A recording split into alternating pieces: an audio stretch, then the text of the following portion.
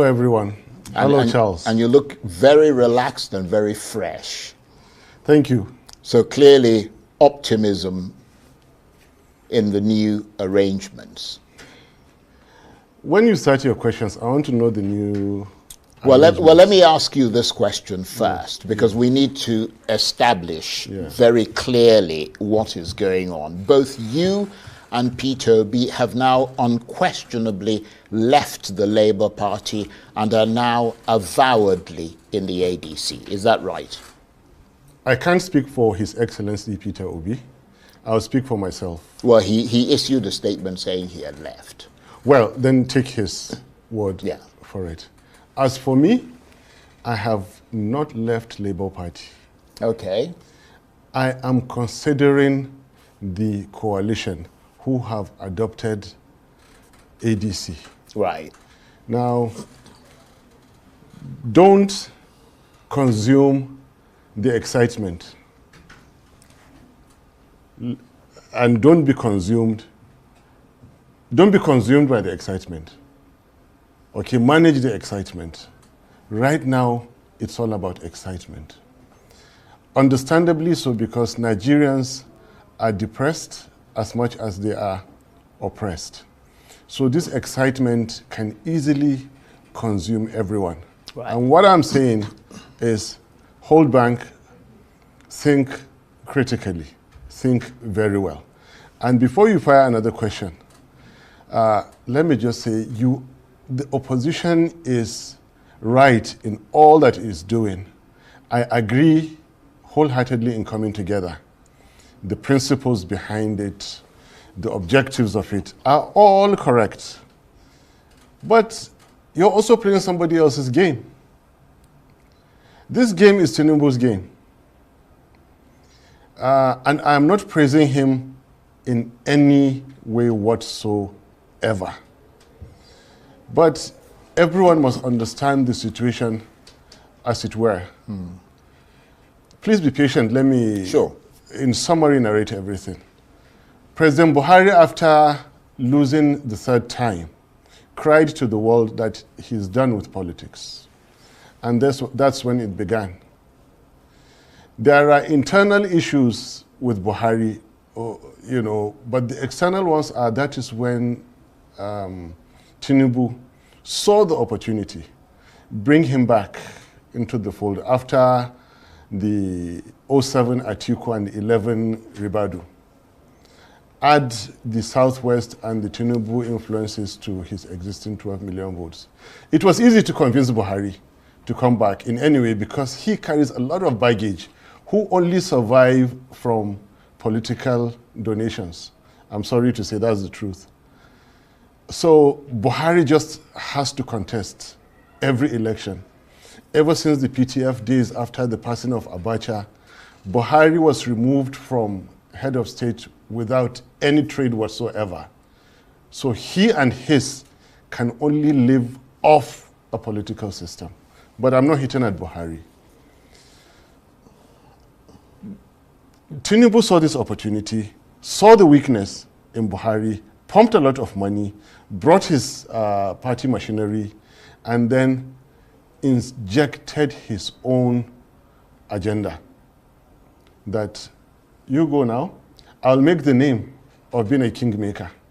I have made from councillor to governors. Now I want to make a president. And if I make a president, I'll make myself a president. That is what happened. Coalition now is playing the scripts of TINUBU. I believe in the coalition, don't get me wrong. Right. But you don't have to play the game the way he did. Yeah, but what is the script? The script is what I've just narrated to you, Charles. Exactly how he played how does that relate now, what to the opposition coalition? What opposition is saying, again I repeat, I'm in support of this opposition. Right. Now, there are structural misgivings in the coalition as it were today. Buhari was the distant anointed from the ab initio. The convener, TINUBU, already had it, and whoever he enrolled was understand that Buhari is going and after him I will come. And you have to buy into that. However, we won't stop you from contesting. Yeah, but let me finish. We already got there. Yeah. I mean, it's just that we haven't got all the time I'm in saying, the world, so I need to Buhari was the distant anointed. Right. You made that point. This opposition does not have a distant anointed. So there will be a very close gap, and so there will be a very tight struggle. Possibly a not so clean primaries struggle for it. Now the question is, what will the aftermath be? So that your real concern is that there isn't someone who is very clearly going to wear the mantle of, if you like, presidential leadership in that coalition. Exactly. ATIKU almost cuts it, but it's not exactly there because Buhari is what I would call an outlier. An unusually high observation in a data set. That's what he was. Now, come to the next point. Again, I have said that there isn't a Buhari in the coalition. There isn't a TINUBU in this coalition. You don't have one So it's individual. a free-for-all, basically, is what you're saying. Exactly. Right. You have the proverbs better than I do. Yeah, but you're asking the questions. But let's try and take it systematically. Yeah. Okay, so that we understand exactly where you're going. Yeah. You attended that meeting yesterday. Yes. You've been attending coalition meetings. I attended 3. Right, okay. But that suggests that there was something that was bringing you back. Yes. And something that you're not entirely satisfied with in the Labour Party that you're currently still in. Not so. You can never be 100% satisfied wherever you are. There are misgivings. I really, really wanted to bring Peter Obi back on the negotiating table with the leadership. I wanted everything sorted out, him to remain. Right. And I still, if I have a chance, I'll still do it. So you're disappointed because he's now said that he's left. In fact, the Labour Party gave him a 48-hour ultimatum. They issued a statement. You need to be very sure about that if he has left. You need to be very sure. Well, on his Twitter handle, he said he was now in the ADC coalition. Yes. Now, technically speaking, being in the ADC coalition does not mean you have left your party. Refer to the meeting of Tuesday night and the communique issued after that meeting. It doesn't say that you have left your own political party. And this is a legal point. No, I'm not even talking about the ADC, what they've said. I'm talking about what is happening in the Labour Party, who essentially, I mean, the leadership, although there is a divided leadership, but the leadership gave him an ultimatum of 48 hours to resign. And subsequently, he issued a statement saying he had actually left. But let's not get bogged down. Let's get to the more. I mean, what I need to understand, because there are a lot of people who listen to you and want to know what your perspective is on this. And you said you had attended at least 3 meetings, and you were there for that ADC sort of Charles, moment. Labour Party deserves better than being walked away from. Yeah, but the Labour Party seemed to be walking away from you, not you walking away from them. No. Labour Party deserves better than being walked away from. Despite all misgivings, we know the hands that are playing each and every party. This is a party that scored, by our own count, over 10 million votes. This is a party that defeated APC and PDP together, irrespective of what the law courts said. Yeah, but nobody was really taking the Labour Party seriously until you and Peter Obi turned up. Yes, and equally... So people are voting for Peter Obi, and they said that they would follow him. The obedient movement have said they'll follow him wherever he goes. So it doesn't really matter what it is. All individuals in their own rights do have their followers in certain given measures. But in any way, you caught me right in my explanation. Maybe you can bring me back where I was. Well, I mean, the point I'm trying to make and to understand is the fact that you're essentially saying that there is now a division between yourself and Peter Obi. No. Political you guys are too good. Charles. Well, I'm just trying Charles, to understand don't, if I'm wrong, let me know. Don't give the wrong information out there. Right. I am very, very much in sync with Peter Obi. Because there are people who are looking forward. Yes. In fact, some people have already started saying on social media that the only ticket that is going to work with this new, I'm just trying to find where I actually made that note. They said the only chance this ADC coalition has of properly challenging and possibly removing President TINUBU from office in 2027 is one, if they zone the presidency to a southerner, and two, if Peter Obi and Yusuf Datti Baba Ahmed become the joint ADC ticket for 2027. That's what people have already started saying. So they're going to be monstrously disappointed. No. You have this power, Charles, of trying to... Well, it's not a power. I don't have any power. I can admit today you're somehow dominating this conversation. No, please. And that's not the intention. It's like I'm interviewing you. It's like I'm the one interviewing you. No, we want to hear from you. Please go ahead. Right. There's a great deal of excitement, which I think we should not be swept away by in this coalition. You have key players. Peter Obi, I'll call him first, Amechi, ATIKU, and maybe Nasiru El-Rufai. And they've come together from diverse backgrounds with a variety of interest. And out of these three, you can imagine that ATIKU, Obi, and Amechi clearly are front runners in this. It makes me think, how will the contest be? That's a good point. Because they are very close in the race, very, very close in the race. What will the aftermath of this contest be? That's why I made the analogy, the example with the Buhari case, who was a distant outlier in the, very distant from the pack. All these three are very close together. Now, will two others still remain in the coalition if one takes it? Now, you're right. Let's come back to this unwritten understanding in Nigerian presidential politics. North 8, South 8, the rotation. I'm speaking from experience because I was directly involved. And it was part of my campaign speeches in 2022-23.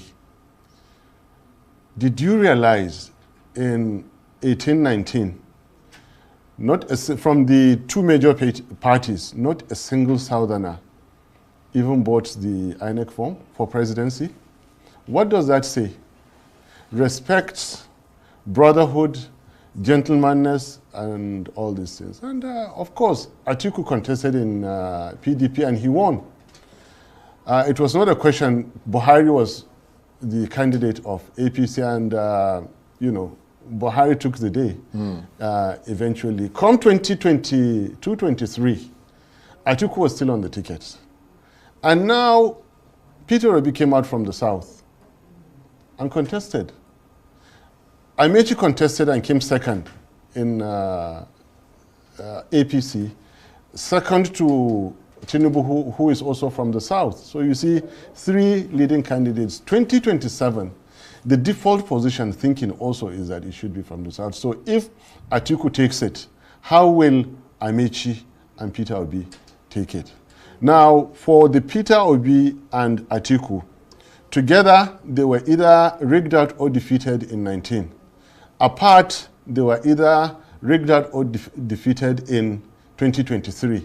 You come back together, hey guys, who are you playing with? Is this a joke? And the way I take Peter Obi, I think he is much, the position of VP is very big anyway. I wanted to be and I was rigged out. But I think Peter Obi should not be a VP, having gotten a disputed 10 million votes. Now you're starting to understand what I mean. But he has made it clear. Now, it is all about, listen, it is all about a narrative that was sold out to Nigeria very quickly. That to defeat TINUBU, it has to be our coalition. Coalition is good. But when in 2023 we defeated APC PDP, there was no coalition in Labour Party. The real coalition we need is in the ballot box. Yeah, but that's not a coalition. Speculative. Not a coalition. Let's stop that. But please, let me get to my point. The real coalition is of votes at the ballot box. You protect them all the way to declaration. You present a coalition of politicians. You open the flanks for being attacked that they are geriatrics, and everything that you said about this. And you open the flanks for APC to be talking their jargon, when APC has worse than what they are saying about ADC. So in reality, what you need are the votes for a credible candidate, for a credible ticket. Yeah, I think there is no law concedes that. There is no law, there is no principle which says that it must be a coalition. Now that is the narrative that I kept saying. If you are challenging this narrative, you need to be careful. And if you're invited to a coalition, like I was, no level of firmness should tell you that don't go into that. Go and at least listen. See what they're doing. If you agree, continue. If you don't, do what your alternatives are. That is the thing. But you went you went there several times. I don't mean to interrupt you, but I mean it's a dialogue. It's not a sort of monologue. I mean, you went there several times. Yes. You went there 3 times. So something must have attracted you back to listen to them. Attraction. What I'm trying to understand is, what is the guiding principle of this ADC opposition coalition beyond wanting President TINUBU to be removed from office? What is it about its philosophy that attracted you to it? And is there an overriding cause that kindles a sort of fire in your heart that you think is in the best interest of Nigeria? There are 2 questions here. One is for David Mark, Senator David Mark. What the principles and everything, please let him explain those things to you. But I thought you guys were discussing it at your meeting. We are. That is typically a question for the party leaders to answer you. The second question you ask is, what is the driving, what's attracting me? Yeah. The attraction in ADC, which I still believe in the coalition, I believe in and are very likely to work with them, is that coming together is good, especially to chase out APC. Yeah, but you just said that you don't believe that the way to get rid of the president is through coalition. No. I mean, you said that the narrative was that they have sold it out to Nigeria that the only way to defeat TINUBU or APC is coalition, and that is wrong. A clean political party fielding the right candidate will beat APC hands down, even in the presence of a coalition. Well, let me make this point, okay? I mean, there is nothing... Did you get me? Did you understand me? I understand what you mean, but... Let me say it again, please. But no, I understood what you said. There is nothing stopping the Labour Party from fielding a presidential candidate. Good. There's nothing stopping the PDP. You're saying, I mean, nobody ever said they were going to be stopped. Right, but I was talking to you about the narrative. Yeah. Which has gone on that is leading to the excitement we saw yesterday. But that's okay. That's for them. They're the ADC. Yes. They are a coalition. Yes. And it is their job to promote their coalition. Yes. But I completely agree with you that that's a way. It's not the way. I mean, there are other ways. So I don't want to get bogged down in sort of that. Yes, this conversation is going, it's becoming like a chitter-chatter. But do you know that, for example, if Wike were to finish destroying the PDP and leave, right, PDP could go and join this coalition? Do you know that's possible? Well, it depends on if the coalition want the PDP to join them. Of course they will welcome. Of course they will. And later, if Labour Party decides they're inspired to join the coalition, right, they are very well welcome to join. That is why it's called a coalition. And when they join the coalition, then they will say our platform is ADC. see. Right. Okay. Well. I hope this is very clear. I understand that, but let me. I hope this is very clear, and it even sounds better that you go about in your PDP, keep calm. This elephant in the China ware shop, let him finish destroying, go and move into APC, and then come and say, look, here we are for the coalition. That's PDP, go and take themselves. And Labour Party, for any reason, we don't want to take the risks of letting TINUBU win again. And we think it is safer to join this coalition. They are welcome. Yeah. But it's even more powerful. Right. I agree. But being in Labour Party or PDP now is really not anti-coalition. But let me work on the premise of the point that you made earlier, which is that you are willing to work with the coalition. Correct. And that you are likely going to work with the coalition. Correct. Did you feel a bit strange being in the same room and professing to be in the same coalition with so many politicians who you were ranged against in 2023 and who you and Mr. Obi felt were a corrosive influence on this country? Yes, it was simply unbelievable. Believe me, I'm still gasping for air. I mean, I remember, with due respect, I remember Nasiru El-Rufai dancing his eyes around and saying, if the heavens will come down to earth, Bola Ahmed TINUBU must be sworn in as president. I remember that clearly. I remember that as well. And I remember him walking out of the Senate. And I remember them saying that, look, the same APC he did, they said that there's a security file on him. He can't be a minister. I also remember in less than a year later, he wants to kick out. I remember everything that's, between El-Rufai and so many other leaders that he now goes to kneel down and greet again. I'm gasping for air. I don't understand what is going on. There are people who have been in this government for 24 years. They've been out of it only 2 years and they are crying and shouting, we must throw this government out.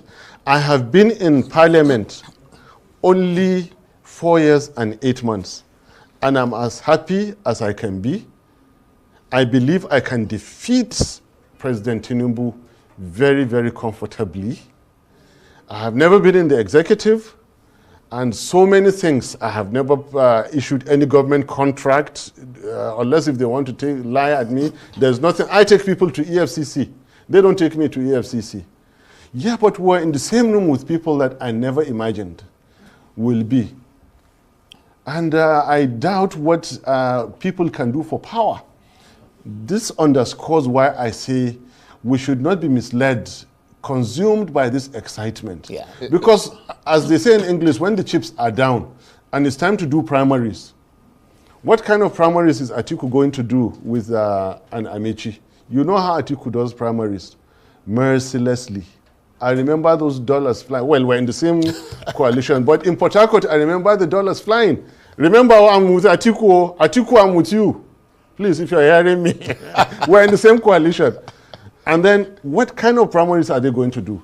Am I going to deceive myself, okay, that all is going to be well in this ADC? The beginning of good governance if you run good primaries.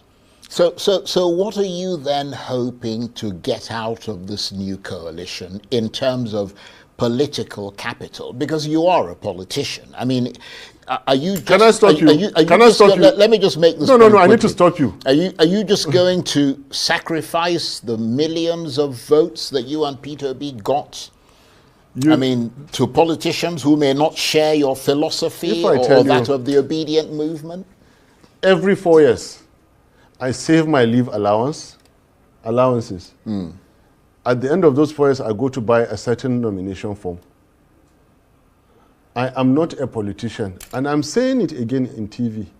I am not your typical Nigerian politician, but I do politics. For the sake of my country, I can go to war. What is there in doing politics? So I am not a politician. People have told me to stop saying it, but I'm saying it. I hate the lies that go around. I hate the deception and all those things that happen, because it is not me to do those kind of things. So your question, that's why I wanted to stop you. I am not a politician. Yeah, I do politics. Right. But what I asked you is, yeah, I understand that. But when you go in to politics, which you're in, the assumption is that you're going in for a particular reason. Yes. And my question was, what are you hoping to get out of this new coalition in terms of political capital? What I'm hoping to get is to get the leadership for Nigeria that will solve all our problems. Solve the problems of insecurity, be it anybody, I don't have to call names. I'm ready to support. Right. I'm ready to kill my ambition at any time. My ambition is Nigeria to be good. But if the and I can go back to the classroom. Right. If Buhari had provided good governance since then, I would never have bothered myself. If there are signs that TINUBU will ever practice what is good governance, well, but there is no way. The political capital I'm looking for is good governance to emerge. Right. Peace, prosperity, and security for Nigeria. If that is done, life is easier where I am in the classroom. But obviously there's a route to get into there is a route to get in it, and that route is terrible. That route is not good. That route cleans out any morality in most people that are not strong enough to protect themselves in it. You come out, go through terrible party process, terrible primaries, horrendously expensive general elections. Okay? At the end of it all, instead of you being able to transform the system has transformed you. Don't say that I'm attacking one individual, please. What happened to Buhari? That they became so corrupt? It's because they allowed the political system to consume them. And then they became the typical corrupt leaders. Insecurity was promoted, profligacy, complacency in everything that you know. And again, what we're suffering today in Nigeria is you have the practitioners of insecurity, and then those are out there in the underworld. Then you have the actual, real terrorists and bandits out speaking in public. Whoever comes out to say after the Benue killings that this government has fought insecurity is a terrorist. Right. Whoever is saying that the government has fought insecurity in the Northwest is a bandit. While those who are actually doing the banditry are only bandit practitioners. Those who are killing out there are terror practitioners. How can you kill 200 people and no one has been arrested? Well, they said they've arrested some people. Before that, how many people were killed? Well, the ones in Plateau, have they arrested anyone? Right. The ones in Kebbi, have they arrested anyone? But I just want to return hundreds and thousands that I understand that, because a lot of people are aware of what you're talking about. Yes. The question is, how do you then hold that government to account and, if you like, get it out of office if you think they're not doing well? And that brings us back to the coalition. Yes. And my question is, in the circumstances that you find yourself in that coalition, yes, would you be supportive if Atiku Abubakar or Nasir El-Rufai or Rotimi Amechi or Peter Obi emerges as the presidential candidate? Or would you have some principles that you think some of them would violate and which you simply wouldn't support? First of all, I need to see very clean, very transparent primaries taking place. I say two things. It needs to be clean, it needs to be transparent. Take place. Will that happen? I don't know. I'm a good team player. And at the end of the day, there's only so much you human can do. I was in Port Harcourt. I was the 12th aspirant in Port Harcourt. And I served as chairman of research and strategy in the PDP 2018-19. Credibly, I served. I was, because I didn't want a presidential contest coming from the north in 2023, I thought of contesting governorship until when I saw the kind of primaries that were to be held. And I pulled out. The next day, Peter Obi pulled out of PDP. That's what happened.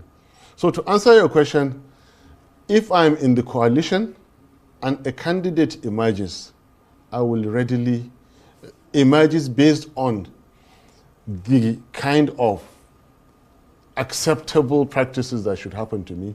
I will gladly work with that person. I will support that person. And that person doesn't have to be Peter Obi, who you ran with in 2023. It doesn't have to be. If Peter Obi is with me in Labour Party, we all decide to go back and stay back in Labour Party and contest, I'm with him by default. By default.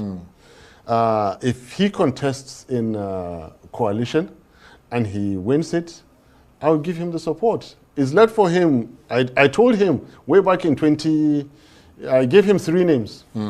One of which is Nasir El-Rufai. That if you want to take this guy, from all indications, this is where he's coming. 2 years ago, I had predicted El-Rufai was headed this way. And there are many correct calculations that I did that have come true. Which I don't when have you say enough El-Rufai, energy. you mean that Peter Obi is considering No. running I'm saying he will come into some form of a coalition. Right. And try to play the kind of role that he's playing today. Right. Yeah. Okay. Well, let me. I mean, we're almost out of time, and we've gone beyond. Yeah, I don't know how this conversation went. We've gone beyond. I mean, we're almost at 40 minutes. Just very briefly, are you concerned that there are no serving governors from the PDP or Labour who have joined this coalition? I mean, Bala Mohammed or Sheyi Makinde or Peter Mba or Alex Oti, the governors of APGA or NNPP, none of them are in it. I mean, does that weaken that coalition? It doesn't. What happened in 2022? First of all, what happened in 2020? Just very briefly. Yeah, very briefly. There's another question I want to ask all right. before we have to These go. things do happen spontaneously. 1998, after Abacha's passing away, the formation of PDP and all those. 2022, May, when Peter Obi left and joined and Labour Party, and it happened, and all the things that happened. About the same is likely to happen again. So you and I are speaking a bit too early. Right. And that is why maybe our conversation today has not been as smooth as, and because you interrupt a lot. You said I interrupt. Well, you wanted a monologue, did you? I wanted an analog. You wanted a monologue, not a dialogue. But let me ask you this before we go. Yeah.